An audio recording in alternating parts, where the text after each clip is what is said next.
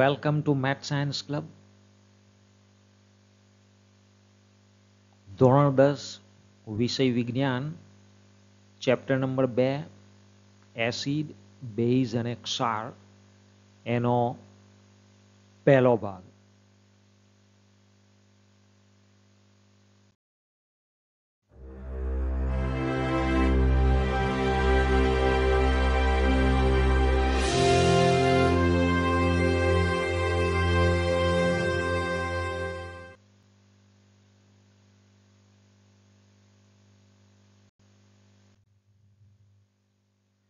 તો વિદ્યાર્થી મિત્રો, ચેપ્ટર નંબર 2માં આપણે મુખ્ય કયા કયા ટોપિક શીખવાના છે તો સૌપ્રથમ એને આપણે સમજી લઈએ. તો પહેલો ટોપિક છે આપણો એસિડ અને બેઝના રાસાયણિક ગુણધર્મો. વિદ્યાર્થી મિત્રો, એસિડ અને બેઝના ભૌતિક ગુણધર્મો આપણે નીચલા ધોરણોમાં શીખ્યા છીએ. તો અહીંયા સેકન્ડરી લેવલ પર આપણે એસિડ અને બેઝના રાસાયણિક ગુણધર્મો શીખીશું. ટોપિક નંબર 2 છે તમામ એસિડ અને તમામ બેઝમાં શું સમાનતા છે.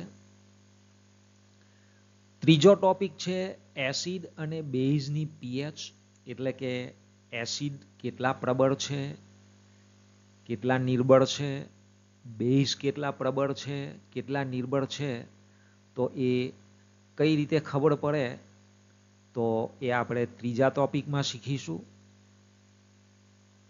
અને ચોથા ટોપિકમાં આપણે શીખવાના છીએ ક્ષાર વિશે વધુ માહિતી. વિદ્યાર્થી મિત્રો, આપણે ક્ષાર વિશે પ્રાથમિક માહિતી નીચલા ધોરણોમાં શીખ્યા છીએ. તો અહીં સેકન્ડરી લેવલ પર થોડીક વધુ માહિતી ક્ષાર વિશે આપણે શીખીશું.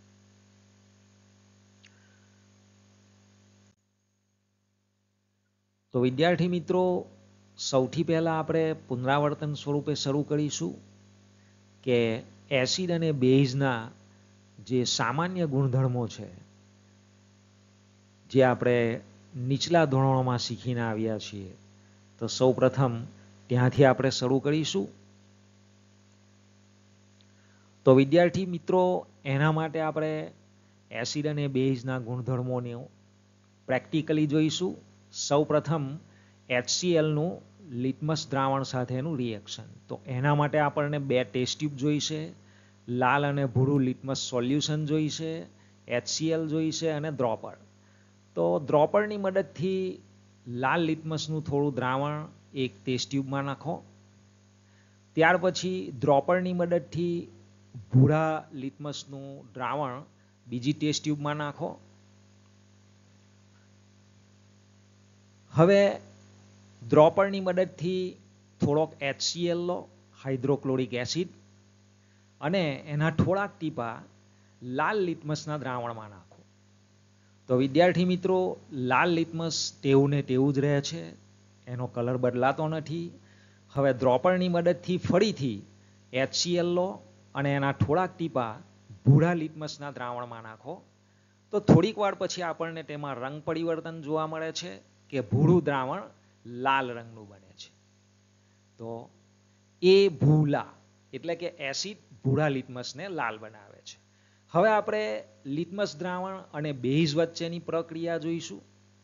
તો એના માટે 2 ટેસ્ટ ટ્યુબ, લિટમસ દ્રાવણો લાલ અને ભૂરું, અને NaOH એટલે કે સોડિયમ હાઇડ્રોક્સાઇડ અને ડ્રોપર.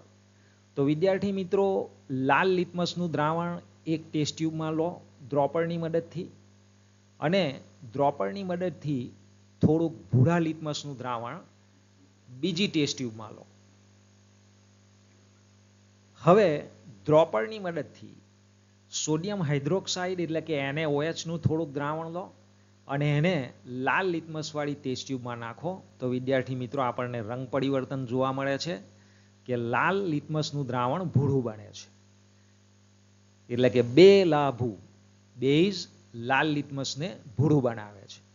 હવે ફરીથી NaOHનું થોડું દ્રાવણ ડ્રોપરની મદદથી ભૂરા લિટમસના દ્રાવણવાળી ટેસ્ટ ટ્યુબમાં નાખો. તો વિદ્યાર્થી મિત્રો, આપણને કોઈ પણ રંગ પરિવર્તન જોવા મળતું નથી. તો વિદ્યાર્થી મિત્રો, આપણે આ પ્રયોગ જોયો લાઈવ, તો એના ઉપરથી આપણે એસિડ અને બેઝના સામાન્ય ગુણધર્મો તાળવી શકીએ છીએ.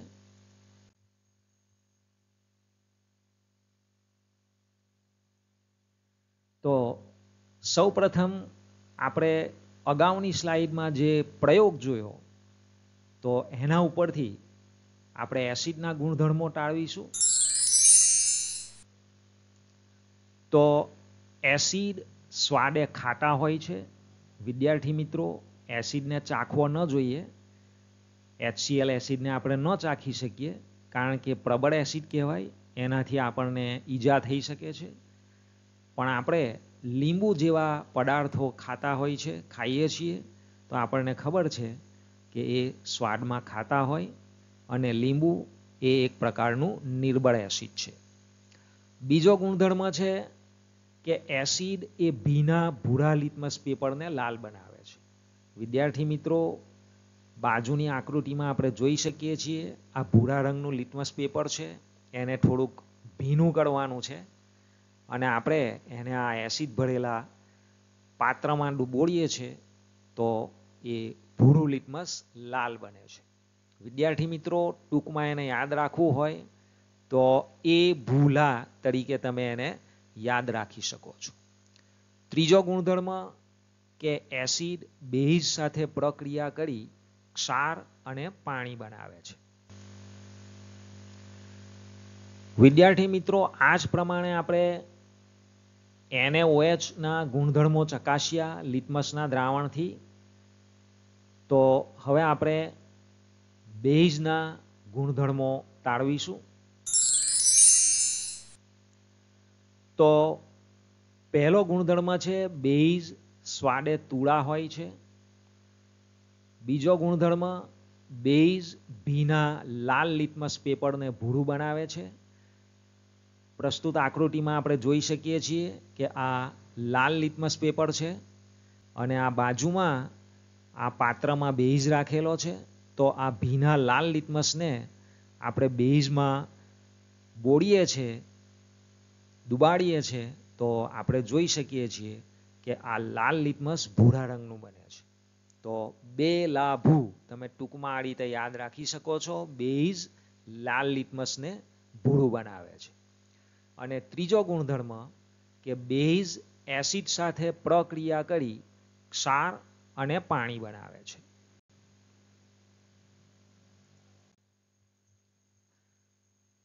વિદ્યાર્થી મિત્રો, લિટમસ પેપર સિવાય સૂચક પણ એસિડ અને બેઝની પરખ માટે વપરાતા હોય છે.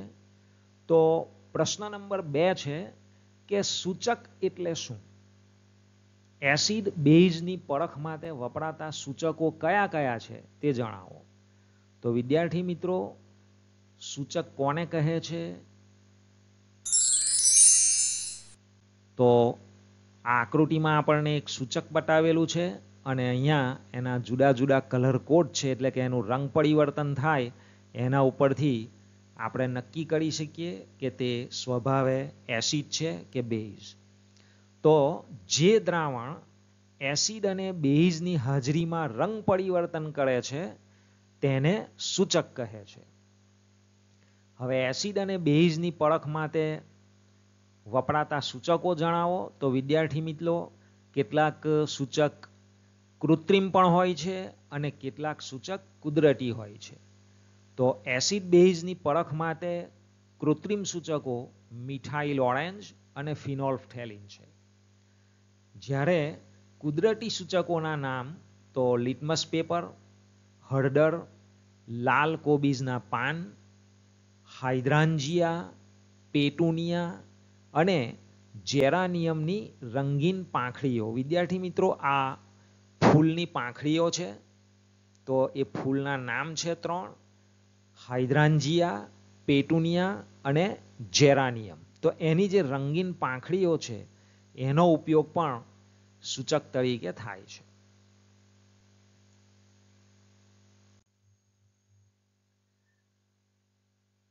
પ્રશ્ન નંબર 3 છે, ઘ્રાણેન્દ્રિય સૂચક કોને કહે છે? ઉદાહરણ આપો. તો તો જે પદાર્થોની એસિડિક કે બેઝિક માધ્યમમાં વાસ બદલાય છે, એટલે કે એની ગંધ બદલાય છે, એની સ્મેલ ચેન્જ થાય છે, તો એવા પદાર્થોને ઘ્રાણેન્દ્રિય સૂચક તરીકે ઓળખવામાં આવે છે. તો એના ઉદાહરણ માંગ્યા છે.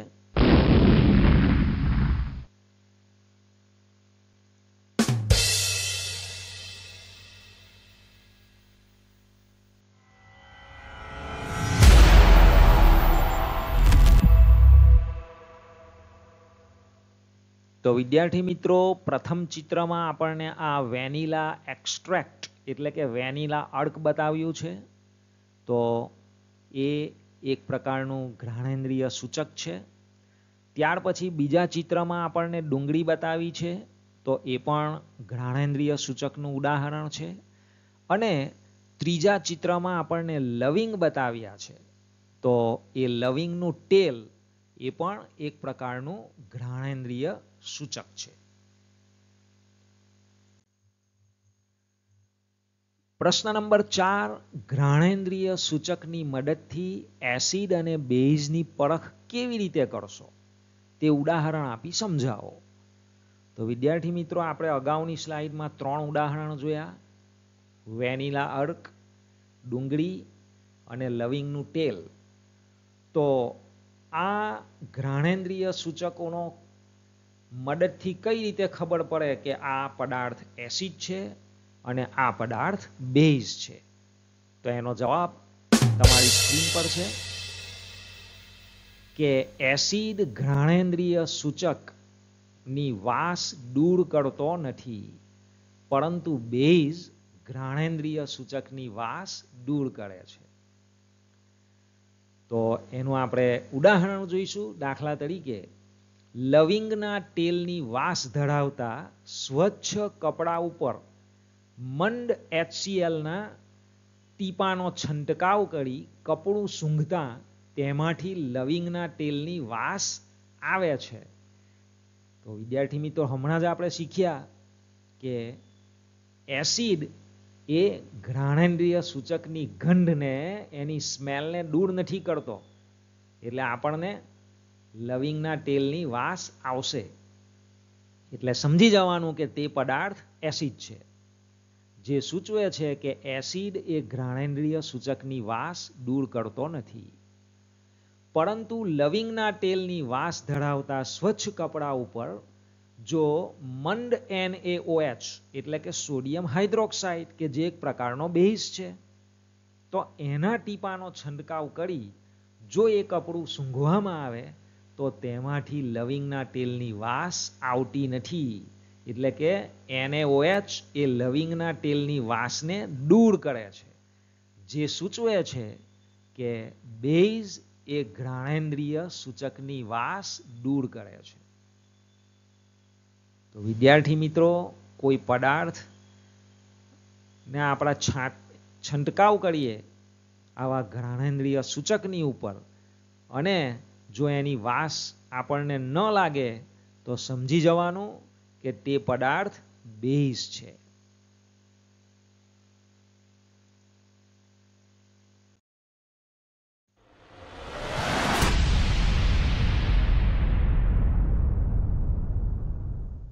તો વિદ્યાર્થી મિત્રો, પ્રસ્તુત ભાગ એમાં આપણે સૌપ્રથમ રિવિઝન કર્યું કે એસિડ અને બેઝના ભૌતિક ગુણધર્મો કયા કયા છે, અને એના માટેનો એક પ્રયોગ પણ આપણે એનિમેશન દ્વારા શીખ્યા.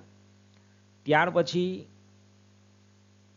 સૂચક કોને કહેવામાં આવે છે, એના જુદા જુદા પ્રકારો કયા છે, ઘ્રાણેન્દ્રિય સૂચકના આપણે ઉદાહરણો જોયા, કૃત્રિમ સૂચક અને કુદરતી સૂચકના ઉદાહરણો પણ આપણે શીખ્યા.